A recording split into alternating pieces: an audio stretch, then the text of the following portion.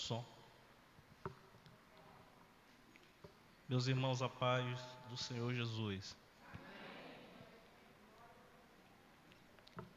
Eu estou precisando aquecer minha voz antes de começar a falar, para que ela não falhe no meio do caminho.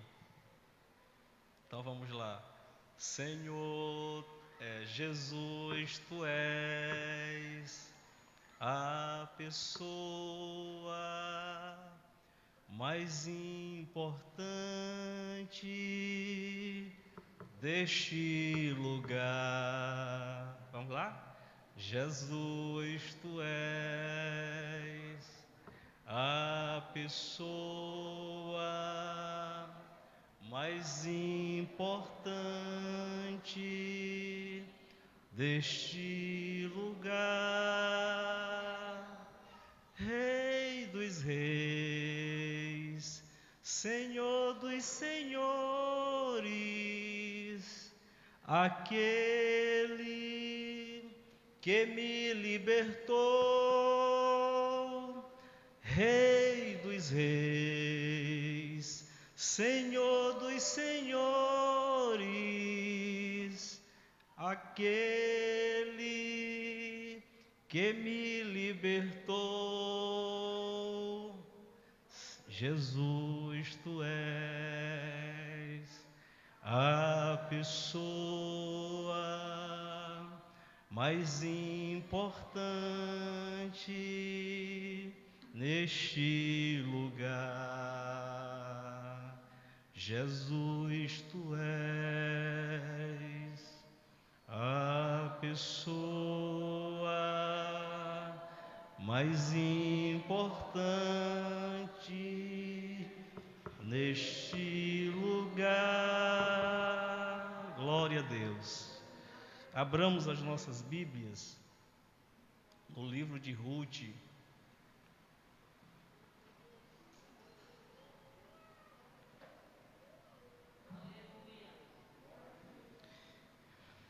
E hoje nós vamos para o capítulo de número 2. Ruth, capítulo de número 2.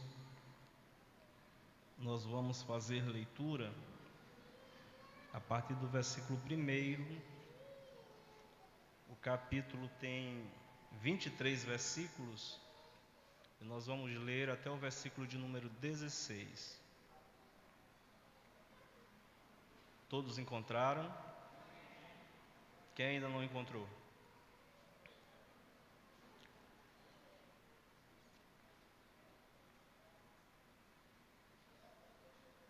Oitavo livro da Bíblia, irmãos.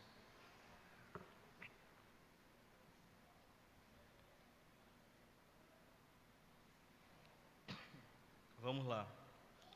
Noemi tinha um parente por parte do marido.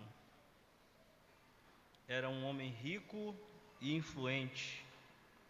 Pertencia ao clã de Elimeleque e chamava-se Boaz. Ruth, a moabita, disse a Noemi: vou recolher espigas no campo daquele que me permitir. Vá, minha filha. Respondeu-lhe Noemi. Então ela foi e começou a colher espigas atrás dos ceifeiros. Casualmente, entrou justo na parte da plantação que pertencia a Boaz, que era do clã de Elimeleque. Naquele exato momento, Boaz chegou de Belém e saudou os ceifeiros. O Senhor esteja com vocês. Eles responderam: o Senhor te abençoe. Boaz perguntou ao capataz dos ceifeiros: a quem pertence aquela moça? O capataz respondeu: é uma moabita que voltou de Moabe com Noemi. Ela me pediu que a deixasse recolher e juntar espigas entre os feixes após os ceifeiros. Ela chegou cedo e está em pé até agora. Só sentou-se um pouco no abrigo. Disse então Boaz a Ruth: ouça bem, minha filha, não vá colher noutra lavoura, nem se afaste daqui. Fique com minhas servas. Preste atenção onde os homens estão ceifando e vá atrás das moças que vão colher. Darei ordem aos capatazes para que não toquem em você. Quando tiver sede, beba da água dos potes que os rapazes encheram. Ela inclinou-se e, prostrada, rosto em terra, exclamou: porque achei favor aos seus olhos, ao ponto de o Senhor se importar comigo, uma estrangeira. Boaz respondeu: contaram-me tudo o que você tem feito por sua sogra, depois que você perdeu seu marido. Como deixou seu pai, sua mãe, sua terra natal, para viver com um povo que você não conhecia bem. O Senhor lhes retribua o que você tem feito, que seja ricamente recompensada pelo Senhor, o Deus de Israel, sob cujas asas você veio buscar refúgio. E disse ela: continue eu a ser bem acolhida, meu Senhor. O Senhor me deu ânimo e encorajou sua serva, e eu sequer sou uma de suas servas. Na hora da refeição, Boaz lhes disse: venha cá, pegue um pedaço de pão e molhe-o no vinagre. Quando ela se assentou junto aos ceifeiros, Boaz lhes ofereceu grãos tostados. Ela comeu até ficar satisfeita e ainda sobrou. Quando ela se levantou para recolher espigas, Boaz deu estas ordens aos seus servos: mesmo que ela recolha entre os feixes, não a repreendam. Ao contrário, quando estiverem colhendo, tirem para ela algumas espigas dos feixes e deixem-nas cair, para que ela as recolha e não a impeçam. Amém, queridos irmãos? Louvado seja Deus. Os irmãos que estão em pé podem assentar-se. Queridos, hoje é o terceiro expediente que nós estamos estudando o livro de Ruth, e nós glorificamos a Deus porque o Senhor tem sido bondoso para conosco. Nós tivemos uma participação excelente dos irmãos ali da congregação em Recanto Coafuma na terça-feira. Tivemos uma boa participação dos irmãos ontem na Vila Marinha, e eu quero crer que essa palavra, de certa forma, ela tem marcado as nossas vidas, porque a história de Ruth, ela se confunde com a história da igreja, assim como a história desse remidor chamado Boaz, ela é uma prefiguração do nosso Senhor Jesus Cristo. Então eu quero acreditar que nem todos os irmãos estiveram aqui na quinta-feira passada, e refiro-me à família do irmão Edson, que não esteve aqui, a irmã Quitéria também não estava, e eu creio que mais alguns irmãos. E eu rapidamente vou fazer, nesta minha introdução, um resumo, e quero ser bem sucinto nesse resumo, para que a gente possa adentrar o capítulo 2, haja vista, eu vou ministrar essa palavra de uma forma expositiva, versículo por versículo, e quero que os irmãos entendam. Esse texto, irmã Ermita, né? Deus abençoe sua vida, irmã Ermita. A irmã Ermita estava viajando, está de volta entre nós. Esse livro, irmãos, de apenas 4 capítulos, ele nos traz uma história muito interessante de uma família de Belém de Judá. Uma família composta por 4 membros, sendo o pai da família o nosso irmão Elimeleque, a mãe ou a esposa do irmão Elimeleque, a irmã Noemi, e eles tinham 2 filhos homens. Em uma época em que a terra de Belém de Judá passou por um período de fome, eles resolveram sair de Belém de Judá e se mudaram para Moabe. E nesse interim que eles se mudam para Moabe, depois de terem fixado residência, a Bíblia narra que o Elimeleque veio a falecer, deixando a sua esposa só. E se ela fica só, ela fica desamparada de várias áreas que eram preenchidas pela presença do marido. Tempo depois, seus 2 filhos jovens se casam, e ao casarem-se e constituírem família, eles também vêm a falecer. Isso tudo se dá dentro de um lastro de tempo de aproximadamente 10 anos. E agora Noemi está sem esposo, sem os 2 filhos e apenas com 2 noras, que dividem com ela o mesmo sofrimento e que são unidas a ela pelo mesmo sofrimento. Aquela mulher, ela tem notícia de que Belém foi novamente visitada por Deus, e sendo Belém a casa do pão, agora havia pão novamente em Belém. E ela toma uma decisão: eu irei voltar para a minha terra.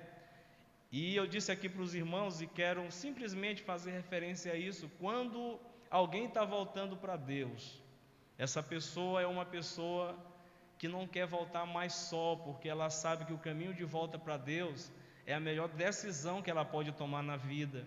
Então ela decide vir, mas decide vir trazendo as suas 2 noras. Elas fazem o caminho de volta, e quando elas chegam nos limites de Moabe, para adentrar a terra de Belém de Judá, ela então para, e aí vem aquela consciência cristã: o que eu estou fazendo, levando essas 2 jovens comigo de volta, sendo que elas podem voltar para a sua terra, para a casa dos seus pais, se casarem de novo e então constituir família. Então ela faz uma reunião com aquelas jovens e diz: minhas filhas, voltem para a casa da mãe de vocês. Mas elas, reticentes, não quiseram voltar. Ela diz: olha, eu já sou uma mulher idosa, não poderia mais me casar, e se casasse, ainda que fosse hoje, e tivesse filhos, vocês iriam esperar esses meninos crescerem para que pudessem amparar vocês? Não, minhas filhas, não façam isso, voltem, né? E eu quero pedir a Deus que dê a vocês a graça de estar sob a proteção de um marido e de um teto, lá na terra, pertinho da família de vocês.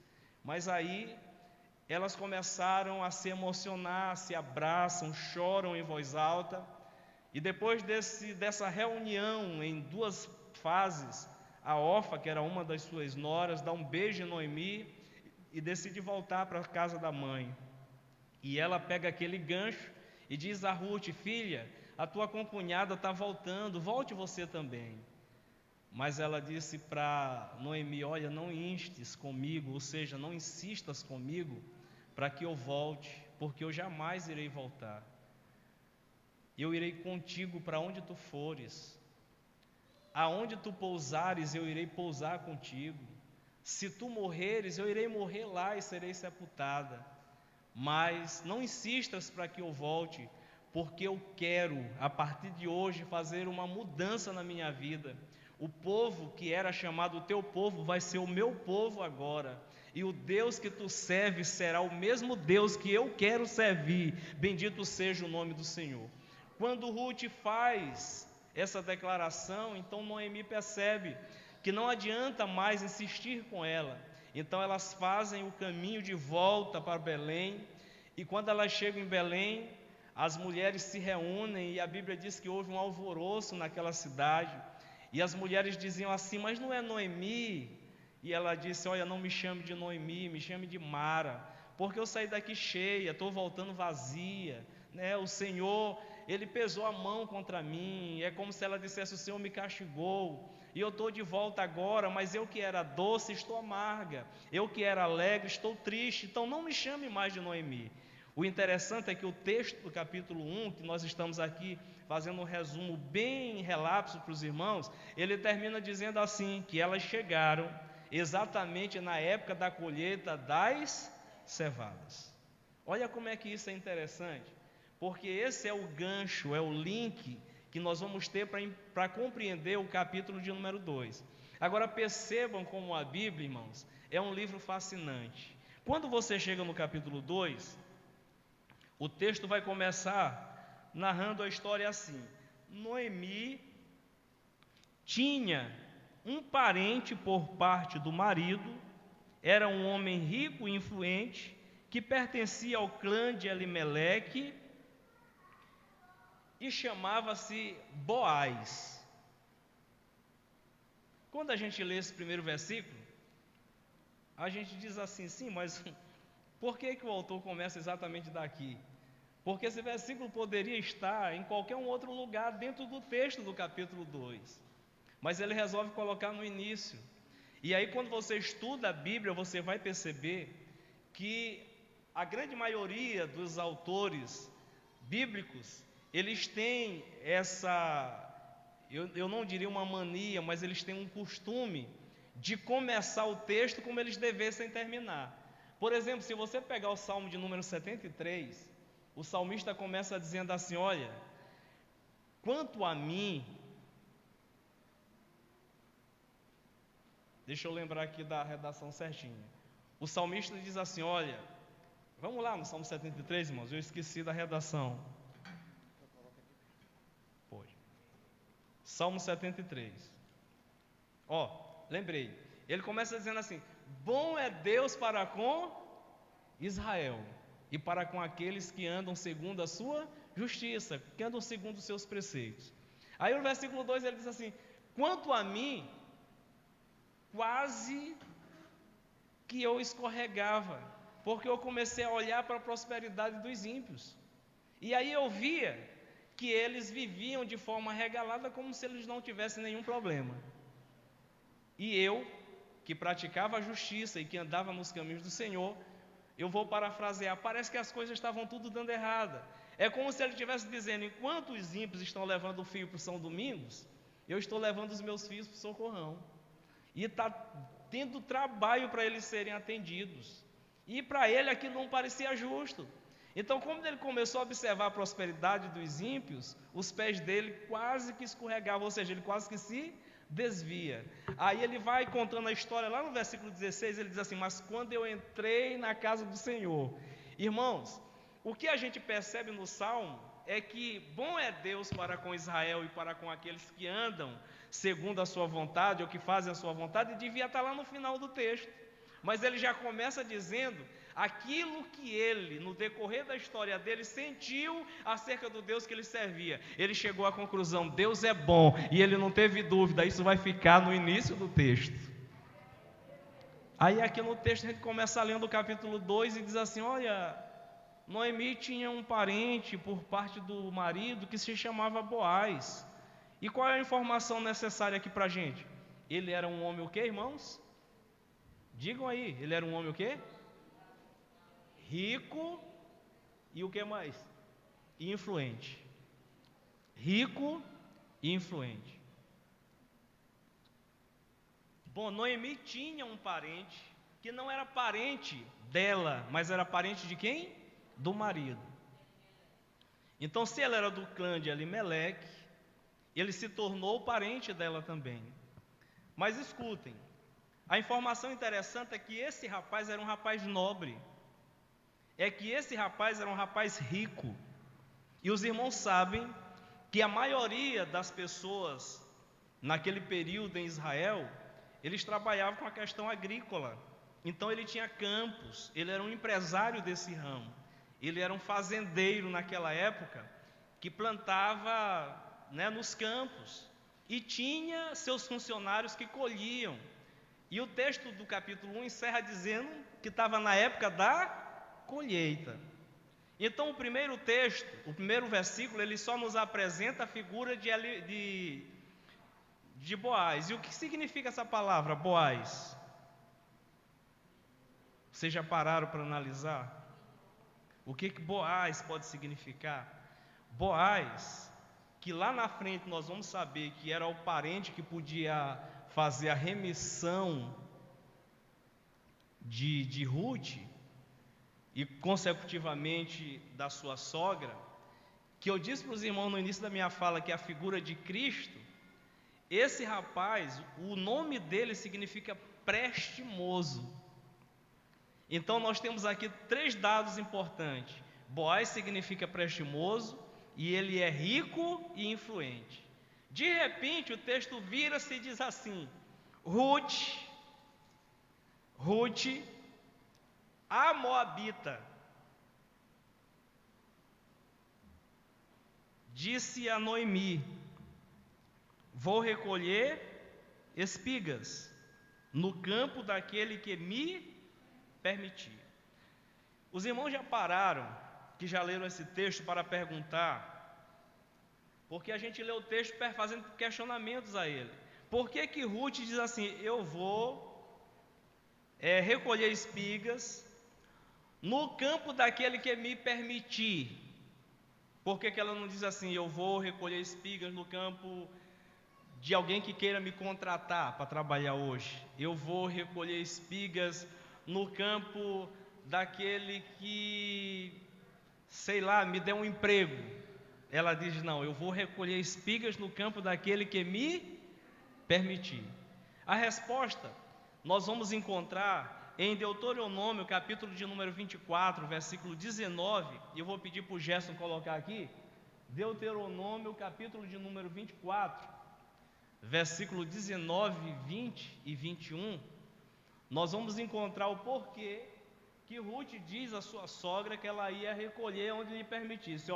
Quando vocês estiverem fazendo a colheita da sua lavoura e deixarem um feixe de trigo para trás, não voltem para apanhá-lo, deixem-no para o estrangeiro, para o órfão e para a viúva, para que o Senhor, o seu Deus, os abençoe em todo o trabalho de suas mãos. Vamos lá, Jesus.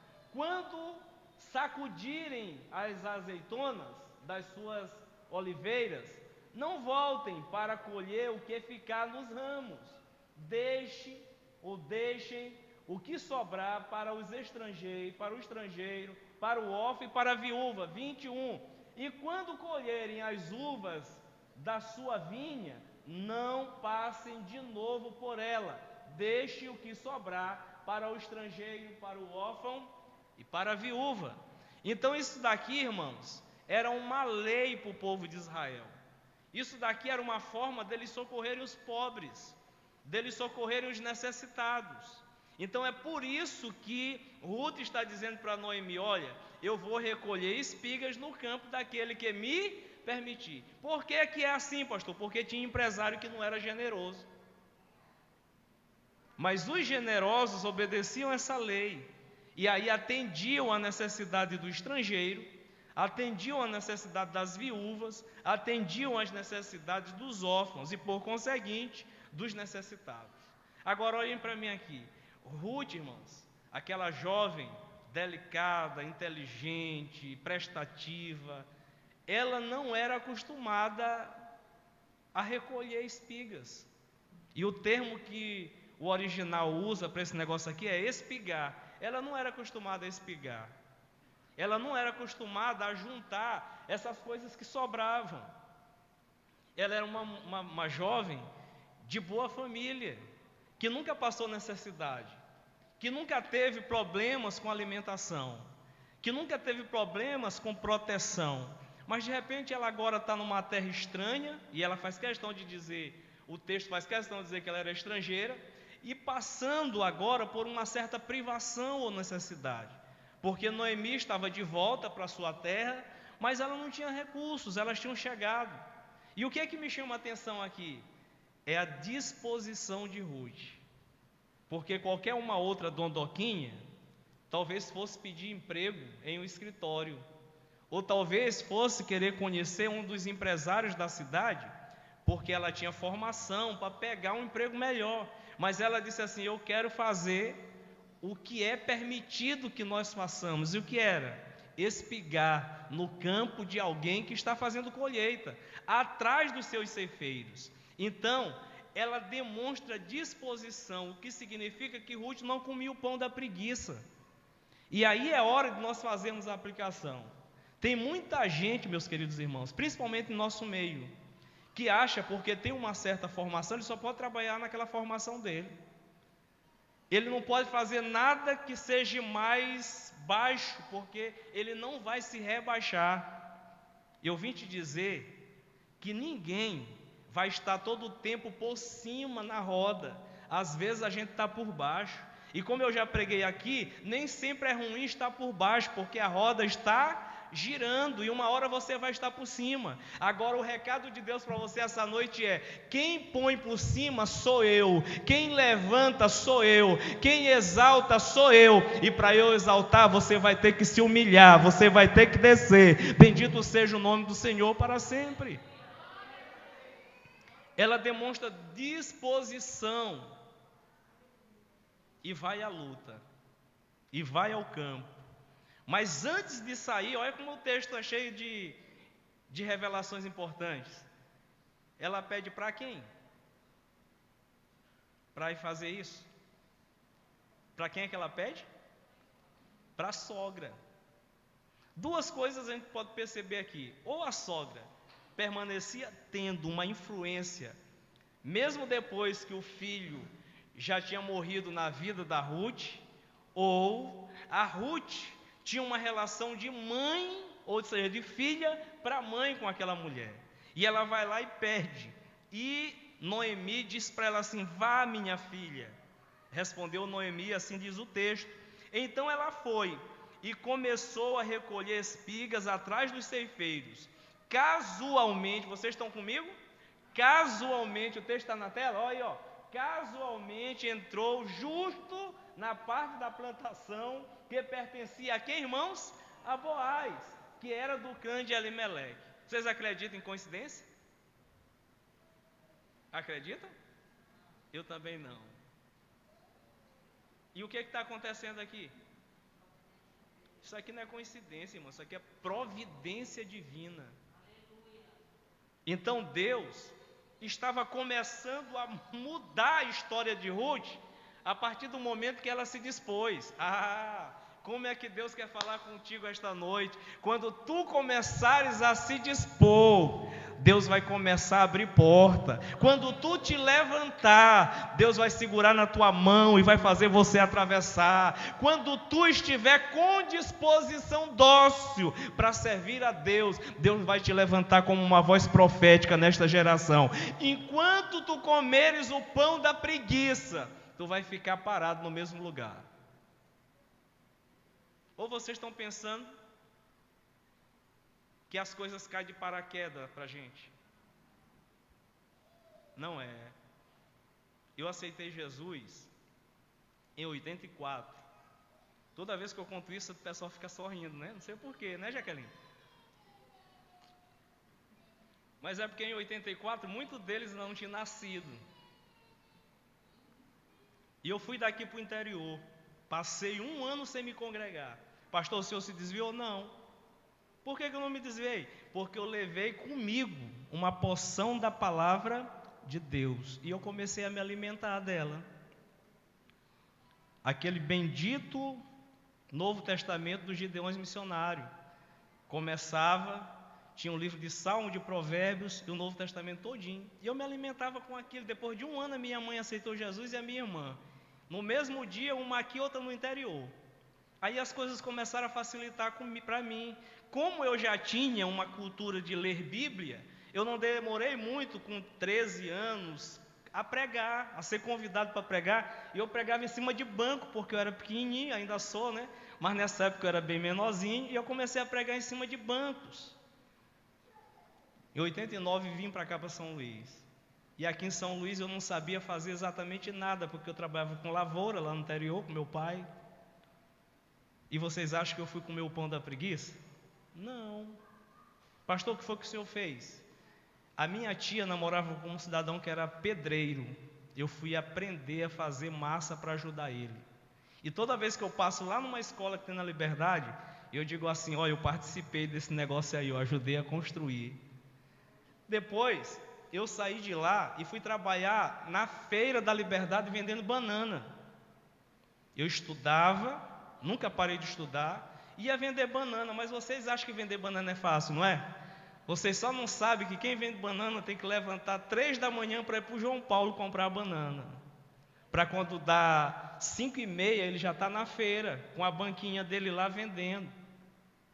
Saí de lá, fui para o comércio. Passei mais de 3 anos no comércio. Saía do comércio 18h30 e vinha correndo, porque eu tinha que ir para o Gonçalves Dias, e como eu morava na Liberdade, ficava contramão. Então eu ia andando para o Gonçalves Dias. E quando eu já estava quase concluindo o 2º grau, eu resolvi sair do comércio e ir para a área da Vale. Mas você acha que eu fui ser gerente lá na Vale? Ou que eu fui contratado pela Vale? Não, eu fui contratado por uma empreiteira. Vocês sabem para quê? Para que eu fizesse limpeza embaixo daquelas correias que passam lá com minério, cai o pó do minério, o resto do minério, e a gente ia com carro de mão ali, eu com 17 para 18 anos, completando 18 anos. Eu me lembro que quando eu cheguei para fazer a entrevista, a moça me olhou e disse assim para o meu pai, seu Silvestre, não faça isso, seu filho tem cara de anjo. Eu digo, não, filho, eu quero trabalhar. E quando eu saí de lá, porque passei no concurso público, e aí, quando eu passei no concurso público, o meu irmão, que congrega-se aqui conosco, ele já era gerente administrativo de uma agência bancária. E ele não queria que eu me tornasse militar, porque ele sabia, né, da má fama dos nossos colegas. Mas eu tinha feito o concurso e disse para ele assim, não, eu vou ficar. E estou, e já vou fazer 29 anos de serviço, agora no dia 5 de maio deste ano. Depois disso eu vou fazer 30 no dia 5 de maio de 2023. E eu só vou ter mais 4 meses de pedágio para eu pagar. Então escutem, as coisas não acontecem de uma hora para outra. E só acontece se você tem disposição para pagar o preço. Ou vocês acham que eu sempre fui pastor? Não, só faz 12 anos que eu sou pastor. De 84 até hoje, o que vocês hoje que são líderes fazem na igreja eu já fiz. Eu já servi, eu já fiquei na porta, eu já fui diácono, eu já fui auxiliar, já fui superintendente de escola, já fui professor de classe. Eu já fiz tudo dentro da igreja, eu já varri a igreja, eu já arrumei banco dentro da igreja, eu já coordenei mocidade, eu já fiz tudo que vocês fazem. Eu sempre digo que a única coisa que eu não fiz dentro da igreja foi ser tesoureiro, né? Mas o resto eu já fiz. Eu não tenho dificuldade para conversar com crianças, com jovens, com adolescentes, com adultos, porque eu já passei por todas essas fases.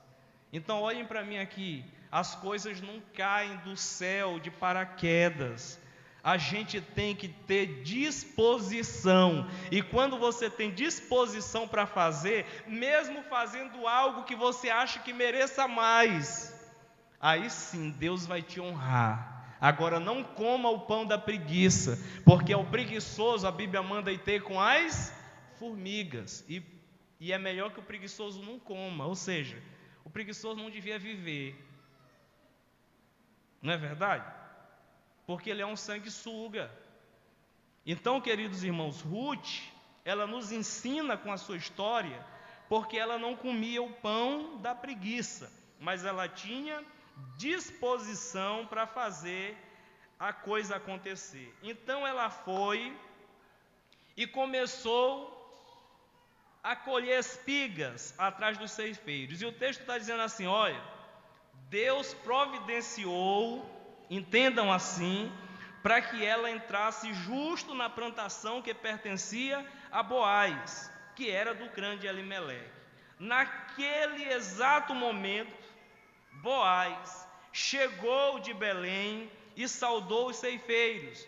O Senhor esteja com vocês. Esta aqui era uma saudação típica daquela época. Está na tela? Tá, né? O Senhor esteja com vocês. Está no versículo anterior, é isso, Gerson? Não, está aqui. O Senhor esteja com vocês. E eles responderam como? Vamos entender isso? Quando Boaz chega e diz assim: o Senhor esteja com vocês. O que é que ele está querendo dizer para aqueles ceifeiros? Vamos lá? O Senhor dê saúde a vocês. O Senhor dê força a vocês. O Senhor renove o ânimo de vocês. O Senhor abençoe o trabalho que vocês estão fazendo. Agora, olha aí como é que eles respondem. O Senhor te abençoe. Porque se o Senhor te abençoar, nós seremos abençoados. Se o Senhor te abençoar, nós teremos emprego. Se o Senhor te prosperar, nós iremos prosperar junto com você. Como é que você faz hoje? Meu irmão, a paz do... E a pessoa responde, a paz do Senhor. O que é que vocês estão impetrando? Uma bênção recíproca. Mas a Bíblia diz que se alguém não tem paz, a paz faz o quê? O caminho de volta para você. Então aqui era uma forma de cumprimento entre patrão e funcionários. Após ele fazer esse cumprimento na sua chegada, a gente vai perceber, irmãos, que as coisas estão acontecendo, e elas estão acontecendo exatamente dentro daquilo que nós chamamos de providência divina. Boaz chegou exatamente naquele momento. Boaz perguntou ao capataz dos ceifeiros: a quem pertence aquela moça? Vocês estão comigo ainda? Vamos lá. Se Boaz tivesse chegado lá na plantação dele e ele encontrasse Ruth sentada, com a cara fechada, marrenta,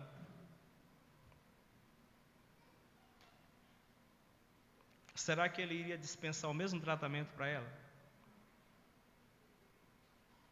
Quando Boaz chegou, Ruth estava espigando, Ruth estava atrás dos ceifeiros, colhendo. Aquilo chamou a atenção dele. Por quê? Porque ele tinha outras funcionárias que não tinham o mesmo procedimento. Imagina os irmãos que elas iam tomar água, aí ficava aquela roda, não é assim? Uma roda de pessoas tomando água.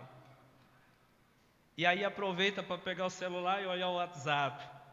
Aí o patrão chega para verificar a obra e tem um bocado de camarada lá no WhatsApp passando mensagem, recebendo mensagem. Não é assim que acontece? É, irmão. Mas aquela moça, ela não comia o pão da preguiça, ela tinha disposição. E ela estava trabalhando. Aquilo chama a atenção dele e ele pergunta: de quem é aquela moça? E bem aqui eu quero explicar uma coisa para os irmãos. O capataz que trabalhava com Boaz, ele é a figura que você conhece hoje como encarregado. Ele é a figura que você conhece hoje como gerente. Mas se você for numa obra, ele é a figura do mestre de obra que está lá na obra coordenando os trabalhos. O capataz, ele coordenava uma equipe de ceifeiros. Então, se eu chego em alguma das congregações, ou até mesmo aqui na subsede, eu quero saber alguma informação, eu não vou perguntar essa informação para qualquer pessoa, eu vou procurar por líder da equipe, ou então para o auxiliar, para que eles me respondam, porque eles são as pessoas que estão responsáveis por outras pessoas. E ele se dirige ao capataz. E olha só, irmãos, o capataz vai dizer para ele assim, ó: é uma moabita que voltou de Moabe com Noemi. É uma moabita que voltou de Moabe com Noemi. Vocês já prestaram atenção que toda vez que se chama Ruth no livro, logo em seguida vai dizer que Ruth era moabita? Gerson, coloca aí para mim Deuteronômio capítulo de número 23, versículo de número 3. 1, 2, leiam aí para mim.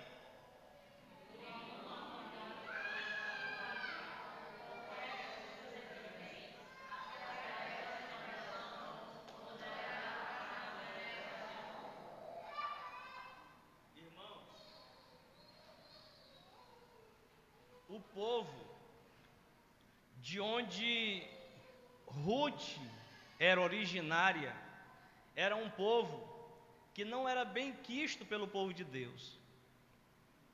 E eu já expliquei aqui para os irmãos por quê. Eles eram descendentes de quem? De Ló. Eles eram fruto de um relacionamento incestuoso de Ló com as suas filhas. Mas se os irmãos lembram, quando Israel estava saindo do Egito para ir para a terra prometida, foram esses dois povos aí que se uniram para buscarem aquele velho profeta para amaldiçoar o povo de Deus. E quando ele chega, ele olha para o povo e diz assim: rapaz, não posso amaldiçoar esse povo porque ele já é abençoado. Mas ele ainda faz 3 tentativas, e nas 3 Deus não permite. Então era esse povo que Deus proibiu de entrar na assembleia ou na congregação dos judeus até a 10ª geração. Pastor, e por que Ruth está lá? Irmãos, a presença de Ruth lá em Belém não era uma coisa boa, era uma coisa ruim. E Ruth só conseguiu entrar naquela lavoura para ela ceifar atrás dos ceifeiros, ou por que não dizer, para ela espigar atrás dos ceifeiros, porque quando ela foi tratar com o capataz, ela deve ter dito assim, ele disse assim: olha, quem tu és? Ela disse: olha, eu sou Ruth, a moabita. Ele diz: ó, pode voltar que aqui a gente não aceita estrangeiro. Ela disse: não, mas eu sou a nora de Noemi. Aí o que o capataz entende? Que aquilo que ela colhesse não era apenas para ela, mas era para ela e para Noemi. Então ele diz: então tu vai ficar. E deixou ela trabalhando. Então quando o chefe chega, quando o Boaz chega, ele vai dar informação. O capataz respondeu: é a moabita. E ele vai dizer que voltou de Moabe com quem? Com Noemi. Se ela não tivesse prestado essa informação aqui, ela sequer tinha entrado para fazer a espigação, para colher. Então, quando ele diz assim: olha, é Ruth, a moabita, ele está dando uma péssima informação. Mas quando ele diz que ela era a nora de Noemi, a informação melhora, porque aí seria permitido a entrada dela. E ele continua, né? Ela me pediu. O que foi que ela fez, irmão?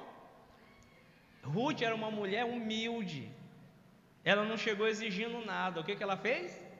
Pediu. Ela me pediu.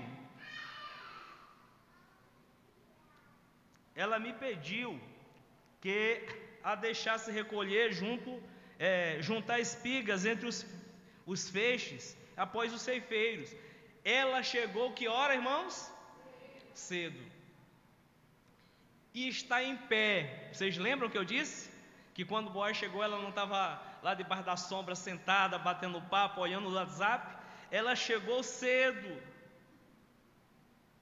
E até agora, ela só se sentou um pouco para descansar. Ela está trabalhando desde a hora que ela chegou. Aí o versículo 8 diz assim: disse então Boaz a Ruth: ouça bem minha. Olha o tratamento. Ouça bem minha. Aí a gente vai encontrar 2 coisas. Esse tratamento de Boaz para com ela dava-se pelo fato dela ser uma jovem senhora e ele ser um cidadão já de idade. Então para ele é como se ele estivesse diante de uma de suas filhas. E ele diz assim: ouça bem minha filha, não vá colher noutra lavoura, nem se afaste daqui. Fique, agora lá vai, hein? Segura aí. Fique com minhas, para onde foi que ele mandou ela ficar? Com as servas. Ele não disse assim: olha, a partir de agora tu sai de trás dos ceifeiros e vai ficar junto com os ceifeiros. Ele disse assim: tu vai ficar junto com as minhas servas. Eu vou ler o versículo 9 para eu tentar explicar melhor para os irmãos. Preste atenção, onde os homens estão ceifando, vá na frente, vá no meio, vai aonde? Atrás. Atrás de quem? Das moças que vão colher. Darei ordem aos capatazes para que não toquem em você. Quando tiver sede, beba da água dos potes que os rapazes encheram. Duas informações aqui prestimosas para a gente. Primeiro, minha irmã. Primeiro, meu irmão. A Bíblia diz que nós temos que ser prudentes e nos desviar da aparência do mal. Nós precisamos ser prudentes e nos afastar ou nos desviar da aparência do mal. Não ficaria bem para Ruth estar no meio dos ceifeiros. Não ficaria seguro para Ruth estar no meio dos ceifeiros. Então Ruth precisava estar com as servas, ou melhor, atrás das servas que iam após os ceifeiros. Para quê? Para que Ruth ficasse protegida. Por dois motivos. Ela era mulher, e nós estamos falando de uma sociedade patriarcal, e o outro motivo é que ela era estrangeira. E era comum naqueles dias haver casos de violência contra as mulheres estrangeiras que estavam nas lavouras ceifando. Então aqui Boaz está fazendo o serviço ou o trabalho de um protetor. É o que Jesus faz conosco. Você não é tocado por ninguém sem a permissão de Deus. Por quê? Porque Deus já deu ordem aos anjos ao teu respeito, para que te guardem na tua caminhada. Ninguém vai te tocar se Deus não te permitir. Agora tem um detalhe, tu vai ter que obedecer. E ela tinha que obedecer aquilo que Boaz estava instruindo, para que ela não fosse molestada, para que ela não fosse violentada. Então, queridos, ele é tão cuidadoso nessa proteção, que ele não orienta apenas Ruth, ele vai orientar também quem? Os capatazes. Ele vai lá e vai dar ordem para eles: olha, ninguém toca na garota, ninguém toca na jovem que está trabalhando com a gente. E eu acho isso aqui muito interessante, irmão, porque eu quero crer que Ruth é uma mulher muito bonita, mas o texto não diz. Eu quero crer que Ruth, quando ela chegou, ela chamou a atenção dos capatazes, mas o texto não diz. Mas aquele homem teve aquela preocupação. É a mesma que Jesus tem conosco. É Ele quem tem te guardado, é Ele quem tem te protegido, é Ele quem tem dado ordem aos anjos ao teu respeito, mas é Ele também que proibiu Satanás de te tocar. É só você permanecer em obediência, na graça de Deus, que você estará protegido, amém? O anjo do Senhor acampa ao redor dos que os temem, para os livrar. Bendito seja o nome do Senhor para todo sempre. Queridos, o versículo de número 10 diz que quando Ruth escuta isso, ela se inclina. Ela não apenas se inclina, irmãos, ou faz uma menção de se abaixar, mas ela se coloca rosto em pó diante dos pés de Boaz. Isso era uma saudação comum naquela época, era. É daí que parte a palavra adoração. É quando a gente se rende até o chão diante de um Senhor. É daí que vem a raiz da palavra adoração. E ela toma aquela posição. Mas se a gente voltar um pouquinho para o versículo de número 9, a gente vai perceber que ele protege ela, mas não protege só no aspecto de segurança. Ele vai dar o direito que ela não tem de ter à sua disposição o líquido mais precioso, que era a água. Imagina os irmãos que tinham funcionários contratados para naquele período de colheita só carregarem água para os trabalhadores. E agora imagine, eu terminei de chegar suado, com um pote de água no ombro, de repente Eu vejo, irmão Edson, uma estrangeira e bebendo daquele líquido precioso. Evidentemente que eles não iriam permitir se Boaz não tivesse dado a ordem. Irmãos, essa questão de ciúme, e a gente vai só aplicar isso daqui, é antiga. Uma certa vez, Josué viu uma porção de gente falando profecia, e ele foi correndo lá no Moisés: ó, proíbe, estão profetizando, não pode. Moisés disse: oh, quem dera que todos no arraial profetizassem.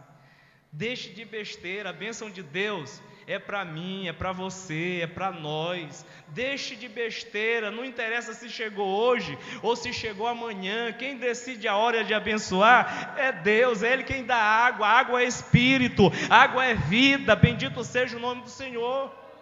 E o Espírito sopra onde quer e sobre quem quer, porque é para a glória de Deus. Versículo de número 11, vamos correr. Boaz respondeu, depois que ela diz assim: eu não entendo como, sendo eu uma jovem estrangeira, o Senhor está me tratando com tanta bondade. Ele olha para ela e diz assim, eu estou parafraseando: não é de graça. O que acontece dentro da igreja? Eu faço o que eu quero, eu vou onde eu quero, eu visto o que quero, aí estica o berço, né? E vou onde eu quero e faço o que eu quero. Pastor, e ninguém tem nada a ver com isso. Está enganado, está equivocado. Não só o pastor tem a ver, como tem a ver o teu vizinho quando te ouve brigando com tua mulher. Não só o pastor tem a ver quando tu está fazendo e arregaçando lá na tua casa, que o teu vizinho está vendo.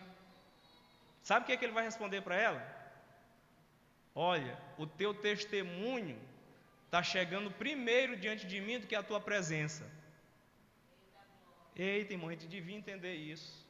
A gente acha que a presença da gente é que vai fazer o ambiente diferente. Não, o teu testemunho vai chegar lá. E quando tu chegares, se tu não chegar com Jesus, tu já vai chegar por baixo, viu? Você quer ver aqui na Bíblia? Olha como é que ele vai dizer aqui para ela, ó. Boaz respondeu: contaram-me tudo o que você tem feito pela sua sogra, depois que você perdeu o seu marido, como deixou seu pai, sua mãe, sua terra natal, para viver com um povo que você nem conhecia bem. A primeira área que eu fui trabalhar, área 63, imagina os irmãos, eu cheguei em 1989 na Liberdade, e saí de lá em 2010, no começo do ano. Esses anos todos eu conhecia das crianças de idade mais tenra até as pessoas mais velhas da igreja. Lá foi o meu maior período de formação. E os irmãos fizeram questão de me levar para me entregar para a área que eu ia assumir. Lotaram ônibus, lotaram o Jardim América. Foi um problema lá na frente da igreja, com estacionamento, para ônibus passar, foi uma coisa doida. E aí eu chego lá na igreja e ninguém me conhece. Ninguém, fecha e abre aspas. Já tinha gente na porta da igreja fazendo continência para mim. Já sabiam quem eu era, já sabiam quantos anos eu tinha, já sabiam o que eu fazia, já sabiam da minha vida familiar, já sabiam de tudo. E eu fico vendo os irmãos achando que ninguém tem nada a ver com a vida deles. Irmãos, presta atenção ao que eu vou te dizer aqui. Você sabe por quê? Que muitas das vezes você deixa o currículo que você tem em uma empresa e você não é contratado? É porque empresa nenhuma hoje contrata sem antes fazer um levantamento social da tua vida. Aí tu fica pensando, não, mas vão fazer só nas fontes abertas, né? Vão ver aí Facebook, Instagram, WhatsApp, vão fazer só nas fontes abertas, e lá eu sou limpo. Está enganado, filho. Neguinho vai vasculhar tudo que puder.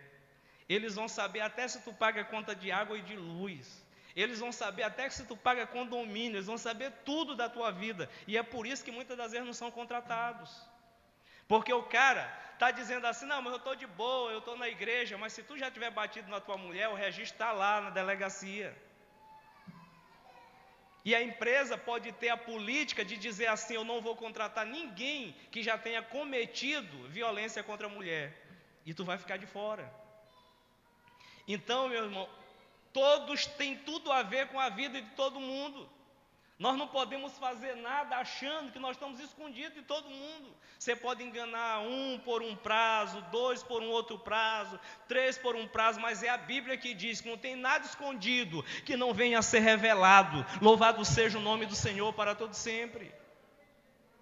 Eu cheguei aqui, estou dizendo para os irmãos, cristianismo não é falácia. Cristianismo não é discurso. A gente prega o que vive e vive o que prega no cristianismo. Ela chegou e disse assim, eu nem sei porque o senhor está me tratando desse jeito. Eu sou estrangeira, era para o senhor estar me escorraçando, me expulsando daqui. Ele disse, não filho, eu já peguei na minha mão o teu testemunho. Eu já sei quem tu é. Olha, tu não abandonou a tua sogra. Tu foi capaz de deixar a tua própria mãe, o teu pai. Tu foi capaz de deixar o teu povo para tu vir morar no meio de um povo que tu nem conhecia bem. Tu é uma pessoa digna da minha total confiança, em outras palavras. Agora percebam, meus irmãos, ele continua. O Senhor lhes retribua o que você tem feito, que seja ricamente recompensada pelo Senhor, o Deus de Israel, sob cujas asas você veio, o que, irmãos? Buscar refúgio. Vocês lembram quando elas estavam lá na divisa para entrar em Judá? Quando Ruth para, Noemi para, Orfa para, e aí Orfa dá o beijo em Noemi e volta. Aí Ruth diz, olha, eu vou contigo e o teu povo vai ser o meu povo e o teu Deus vai ser o meu Deus. Ali Ruth estava fazendo o que, irmãos? A decisão dela. Porque você percebe que o texto vai dizer que Orfa ela volta para o seu povo e para o seu Deus. Mas Ruth não quer mais voltar nem para o povo dela, nem para os deuses que ela servia. Ela resolve vir para servir o Deus de Israel. Bendito seja o nome do Senhor. Ela não está vindo simplesmente porque ela é amiga de Noemi, porque é a nora de Noemi, mas porque ela toma uma decisão de servir a Deus. E quando tu tomas a decisão de servir a Deus, aqui está, Deus te faz prosperar, Deus te faz crescer, Deus te levanta, bendito seja o nome do Senhor para sempre. E só Ele faz assim. E disse ela, continue eu a ser bem acolhida, meu Senhor. O Senhor me deu ânimo e encorajou sua serva, mesmo eu não sendo uma das tuas funcionárias. Eu sempre digo para vocês aqui, ó, ninguém consegue fazer nada desanimado. Deus sabe disso. E na relação conosco, Ele sempre está nos dando ânimo. Quando Ele chama Josué, por exemplo, para substituir Moisés, Josué começa, Senhor, isso é uma coisa muito difícil, Moisés é um ícone aqui em Israel. Deus disse, rapaz, tem bom ânimo, assim como eu fui com Moisés, eu serei contigo. Só tem um detalhe, não te afasta da palavra da lei, fica com ela. Te anima, meu irmão. Deus não te chamou para perder, Deus não te chamou para retroceder, Deus não te chamou para ficar no meio do caminho. Deus não tem, Ele não se agrada de quem retrocede. Você está alistado no exército do Senhor.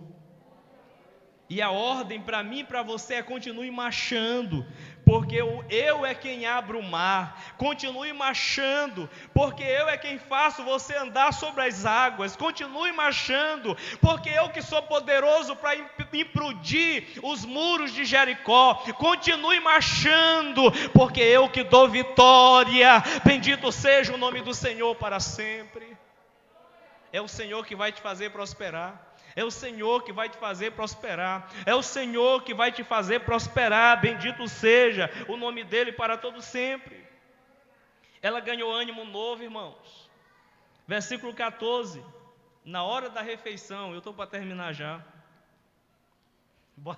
Bota aqui, já. Leiam para mim. 1, 2.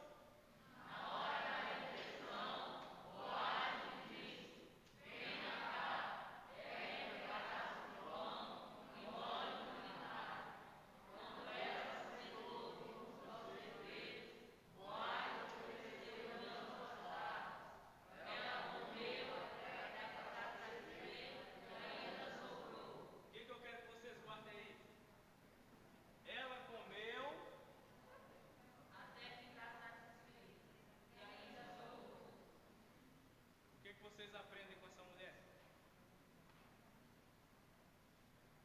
Ela estava com muita fome, não tinha se sentado, tinha ficado colhendo grãos o tempo todo. A comida chegou, ela não ia comer um panteco, ela ia comer a comida do patrão. O patrão começa a dar para ela grãos tostados. Se ela fosse uma desvairada, se ela fosse uma mulher que não tivesse classe, se ela não fosse uma dama, o que ela tinha feito? Comido até passar mal. Olha o que o texto está dizendo. Ruth estava saindo de uma situação de necessidade para demonstrar quem era ela. Ela era uma dama. Ela comia apenas até ficar, ainda que sobrasse, ela não tinha problema com isso. Vocês estão rindo. Irmãos, isso aqui é uma aula de etiqueta.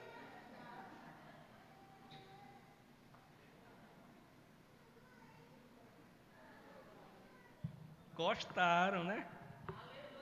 Mas é uma aula de etiqueta. Ela estava dizendo assim, olha, eu tenho origem. Ela estava dizendo assim, olha, eu tenho classe. Irmãos, uma dama nunca grita, a não ser que a casa esteja pegando fogo. Uma dama é uma mulher delicada, que não envergonha seu marido na frente dos amigos. Uma dama, ela sabe a hora que começa e a hora que para.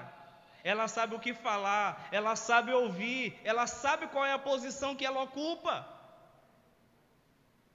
Ela podia ter comido e feito vergonha, mas ela resolveu fazer o papel de dama para te ensinar esta noite. Tudo que você fizer, faça apenas até ficar satisfeito. Até ficar satisfeito. E eu encerro.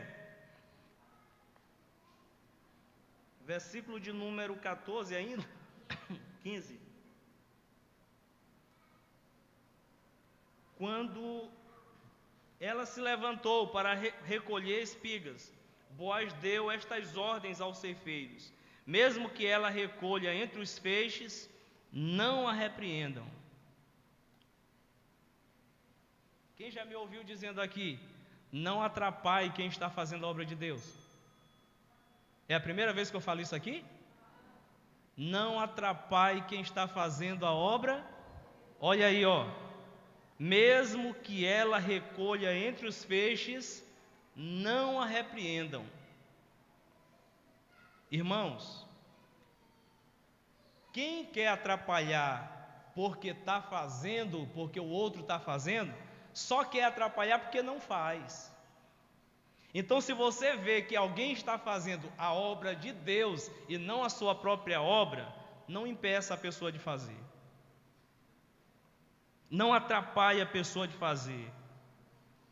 Versículo seguinte, versículo 16. Ao contrário, quando estiverem colhendo, tirem para ela algumas espigas dos feixes e deixem-nas cair para que ela recolha, e não impeça.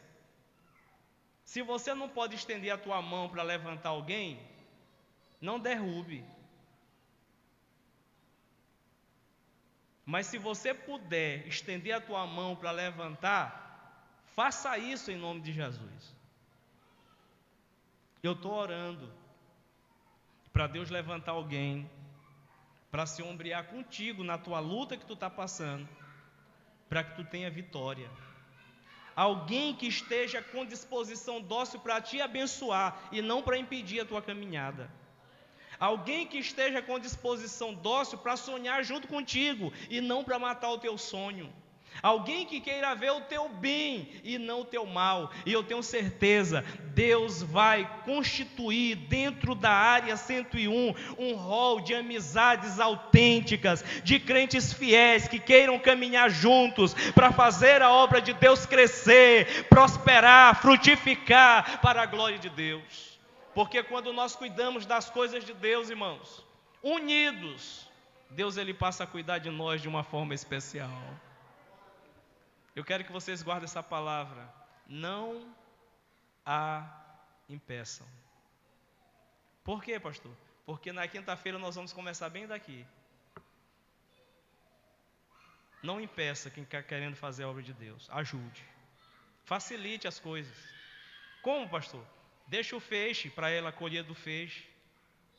Não volte. Deixe lá. Tire algumas espigas do feixe e deixe para ela colher. O que é isso? Dá ânimo para essa pessoa, ajude essa pessoa, contribua com essa pessoa, faça o ministério dessa pessoa crescer. Deus está contando comigo, mas Ele está contando contigo nessa jornada. Nós estamos a caminho, irmãos, de encerrar essa história com um grande desfecho. Se fosse você, eu acompanharia esse estudo até o final. Porque esse estudo conta a tua história. Mesmo que de uma forma que talvez você lendo, você não entenda. Mas eu vou levar vocês aqui a chorarem e a sorrir. Mas a saírem daqui com a palavra de Deus plantada no coração de vocês. O meu objetivo é que Deus continue machucando, amassando, cortando. Porque a palavra de Deus é espada, que vai até a divisão da alma e do espírito, das juntas e das medulas. Ela é mais cortante do que a espada alguma de 2 gumes, que era a espada utilizada pelos guerreiros para lutar. A palavra de Deus vai além. Eu sei que eu não vou conseguir te mudar, mas a palavra de Deus que eu prego, ela é poderosa para transformar a tua vida e te fazer ter um novo procedimento. O que Deus quer é que uma geração de crentes com caráter se levante para honrar pai, para honrar mãe, para respeitar marido, para respeitar esposa, para amar, para viver em comunidade, em paz, em harmonia e para fazer a obra de Deus aqui nesta terra. Deus quer entrar na tua vida, na tua casa, na tua história, para mudar tudo e fazer uma revolução. Deus está fazendo um reboliço.